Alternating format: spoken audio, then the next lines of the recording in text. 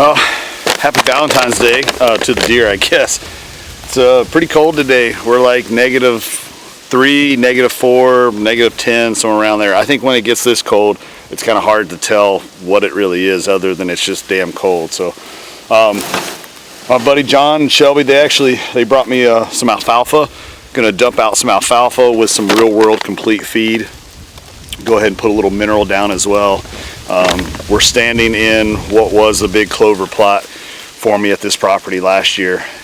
Just reactivated the Exodus cameras and see if we can monitor these deer, help them out a little bit. There's so much snow on the ground. Everything's just covered up, and we've got ice underneath all of that, so it's going to be tough for them to get down to any of the ag scrap and anything that's possibly down there.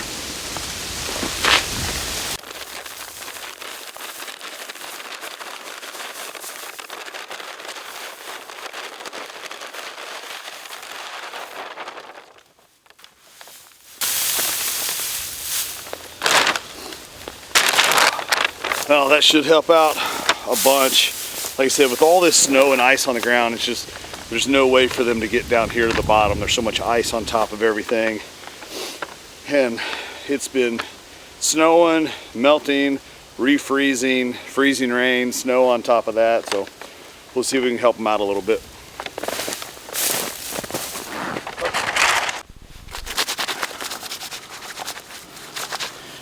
All right.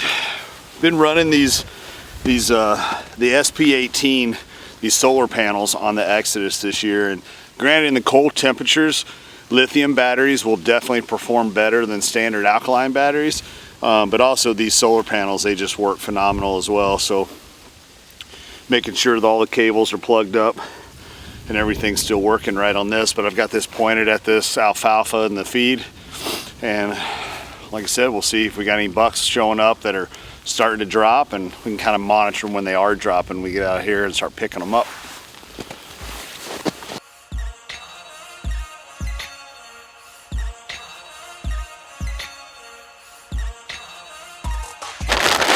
What I like about this Real World, this complete feed, is basically how high and fat everything is over here.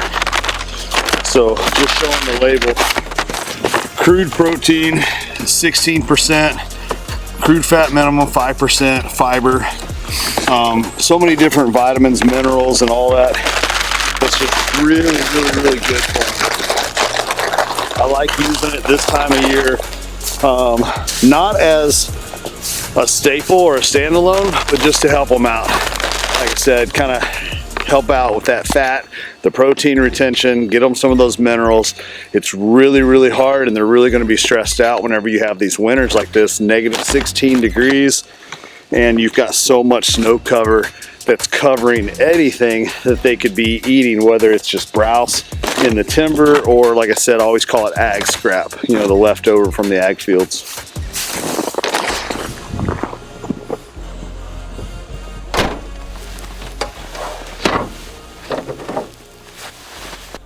Big Shed Rally of 2021. It's kicking off. Checking out some south side facing slopes, and just spotted the first shed, and we'll do a little pickup here.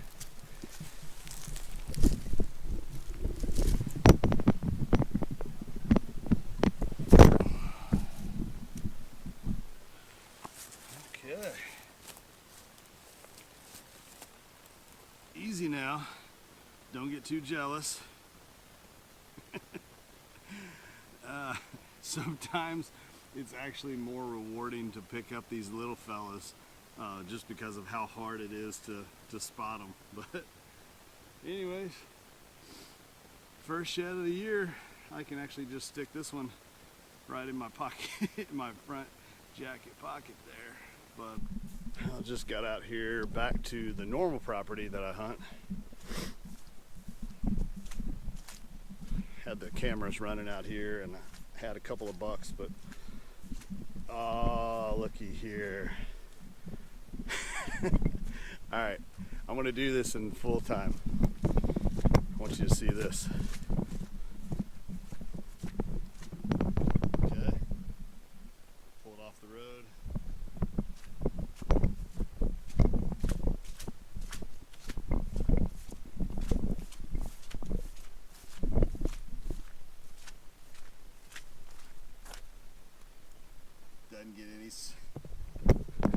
awesome. It doesn't get any sweeter than that. I'm lucky too, because this is right on the road, and had the snow been melted, that thing would have been glowing, and I guarantee somebody would have picked it up. So the fact that it's laying down in the snow like that, nobody could see it, I'm guessing. Hell yeah, that's awesome right there.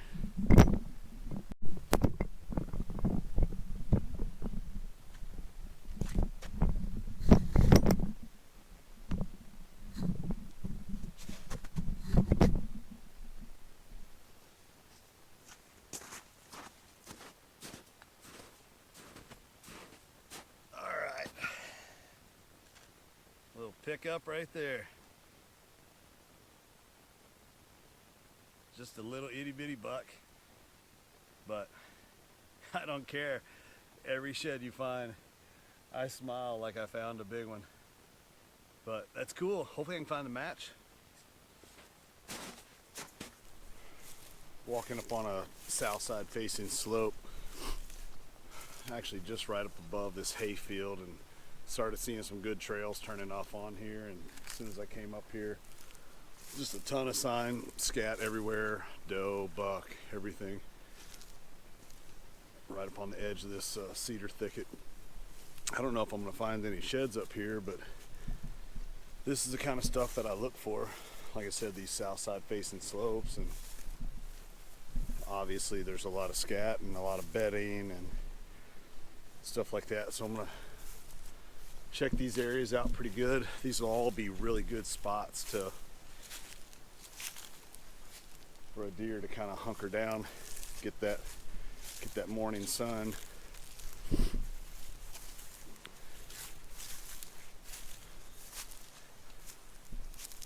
Just now kind of starting to get out and walk a little bit more. It's been real busy the last couple of weeks, and been trying to find some new hunting ground. I think it's time to expand my reach and my search a little bit more. We came out here to do a new piece. Shelby and I were actually checking some south side bedding areas and slope, and we were starting to crest up to the hill. Small little half-acre flat field. John was covering the bottom edge, so we kind of were just standing up there waiting for him to clear it. I pulled out the binos and I started scanning around the edge, and completely scanned right over top of one that was laying right here on the edge of the snow. Set this. Set this down.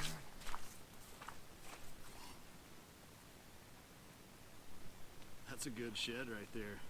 John spotted it from probably 150 feet away, 200 feet away. That's real heavy. That's a real nice shed, actually. That's pretty cool. More hands, less work. More eyes, less walking.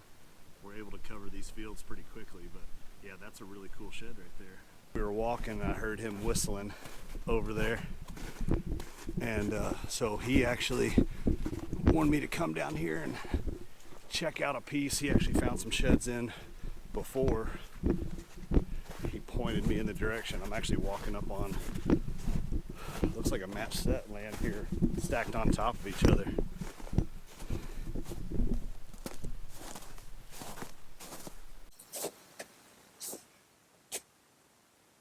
That is awesome, man. Good find. Don't always get to find them laying on top of each other like that. That's super neat when it's like that. That's actually a really cool deer. Got some blades and some points. Yeah, that little sticker coming off the inside. And another sticker off the base. Yep. That's an awesome set, man. Well, it looks like he broke that. He had matching ones. Yeah. And broke those off. That's right. That's super cool. Lots of cool characteristic. It's the reason why we do it. Exactly. Walking along down this creek and finally got on the board myself here. Get to join the party here. Josh is already on the board, and now I'm on the board. Let's see if I can get in here. almost got to wonder how they even get in here to drop these things. It makes no sense to me. Why would you get all the way back in here? How do you drop a shed? All the way. Oh, hell yeah. Hell yeah. That's a solid grab right there. Ow! Multiflora Rose City right here. There you go. That's a cool one. Man, I'd love to match that up. That's a cool shed right there. Still no idea like how the buck even got in there to drop a shed. Makes no sense to me. I'm gonna try to scan this area a little bit, see if I can match this one up. But I want to show you, this is the stuff. We still have a ton of snow down here in Iowa. There's a lot of bedding that was actually over in here. We've got a big creek right here, so super steep banks. So this is kind of, this bedding is just kind of funneling them down, you know, through this area here. A lot of this goes against a lot of the south side facing slopes and all that kind of stuff, but we figured we'd walk the really nasty stuff before we get into the big open fields, the CRP up top, where that's all facing south, and we think that's where we might find some more. But not bad. We've been out here for about an hour and we really haven't walked but maybe a half or 3/4 of a mile, and we found 3 so far. He's got a match set and I've got this one left side, so I'm going to spend a little bit of time in this area, see if I can match this one up before I keep on moving. In recap, John's shed antler tech tips. Number 1, have a good backpack. I like to use the Kifaru door gunner. There's a lot of other smaller packs that'll do the job. Just get a pack that's nice and comfortable, and you can put like some bottled water in it, or maybe you can put a camera in it, or a rain jacket or something like that, or maybe you want to peel off a layer when you get hiking, you can shove in your pack to carry it. Number 2, good boots. I prefer Crispis if it's cold. I like the Wild Rocks. If it's not cold and it's not wet, I like the Thors. Good boots. They help you whenever you put on the miles. Good glass and a good bino harness. For me, it's Maven Optics and Marsupial. The reason why I like glass so much, let's say you're looking across the field and you're like, oh, cool, it's a shed. You walk up to it, it's a stick. Well, now you can actually raise up your binos, scan it, identify it's a stick, and you don't have to walk all the way over there. Also, if you're looking in open fields and you think you found some tines sticking up, but the wind are blowing the tines, it's not tines, it's just a blade of grass. Glass can save your legs. You can cover more ground faster because you don't have to walk up to identify every possible shed or possible stick for that matter. Avoid sunny days. I broke my golden rule today. Today was the day that I had available, so you got to do it when you can. What I like to do is I like to break down the day into a 24-hour period. I figure 75% of the day the deer are going to be bedding up or feeding. So I focus my time, energy, and effort on hitting bedding areas, food sources, and of course the area in between. South side facing slopes, that's a bonus. Check those, and if you get a chance, maybe that'll actually, you know, come into play with the rest of your walking. But that's my shed tech tips. If you're not finding any sheds, don't get discouraged. If the bucks are not wintering on your property, they're probably not going to drop their sheds. It happens. Not every property, you know, will hold a whole bunch of bucks in the winter, therefore, you know, collect sheds. So like I said, I've seen the same property one year produce 40 sheds, the next year produce 6. Crop rotation, what kind of winter we had, what kind of pressure late season. I mean, there's a lot of things that can come into play. So again, don't get discouraged if you're not finding sheds. Not every property is going to have them. Good pants. If you're in light brush, open fields, Sitka has the hanger pants that I like to wear. Doubled up thick material on the front, but thin material on the back, so you don't get super hot.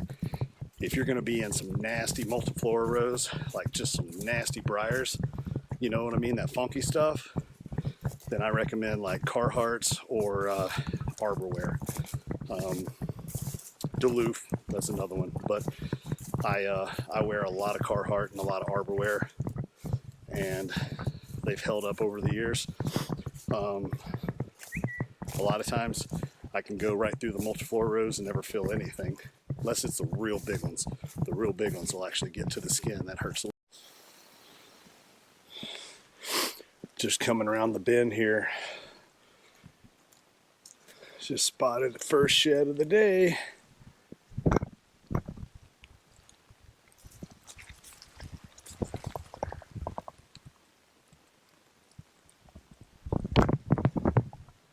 Nothing major, but it's a good sign. Hopefully there's bunch more down here in this area. Just to kind of give you a little bit of a look. This is the stuff that I'm down here poking around in.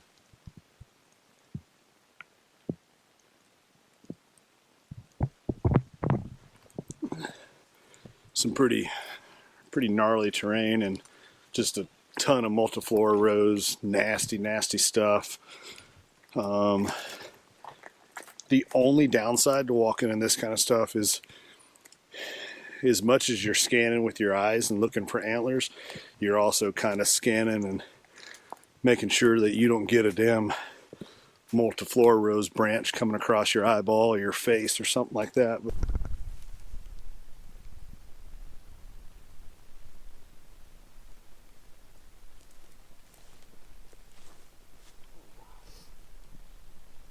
Pretty awesome. A bonus right before we make it back to the truck. Yeah, you can see the truck from here. That's killer. Awesome, man. Well, that's gonna be a wrap on the shed season. Flying out tomorrow, do a little catfishing, and then start the Florida Osceola season with my buddies down at Whitetail Heaven Outfitters. That's it. We got what we got. Maybe pick up a few more here and there in turkey season, or checking trail cameras, but they're probably going to be eaten up by squirrels and all that kind of stuff at that point. But pretty cool shed season.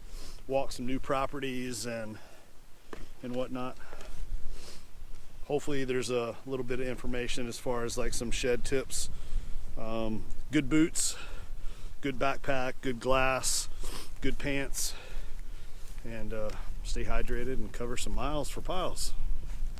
Hey guys, over here at the Iowa Deer Classic 2021. How awesome is it that we're actually all getting back to some kind of normalcy, no mask in here, stopping in over here at the Swisher booth. I actually picked up a Swisher mower, a pull behind mower last year, using it for trimming trails and maintaining food plots.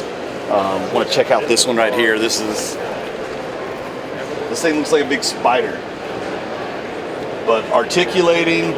You can take this thing anywhere. One of the things I really like about it is actually having the keyless, or the key start on these units. You don't have to get off and actually start them, and then you got your throttle control right there on it. Here is a walk behind version, 24-inch, this rugged cut, 4-speed. This thing's going to be awesome for going down to the trails. If you want to clear out some pathways to get into your stand so you can get in quiet, that's going to be a nice piece. And then here's another mower here as well. That one's 44-inch cut on that one. Same thing, you got your blade engagement. Some of them have like the Aguara clutches, so you can actually kick the mower on itself, start it, and throttle. Have all that right there.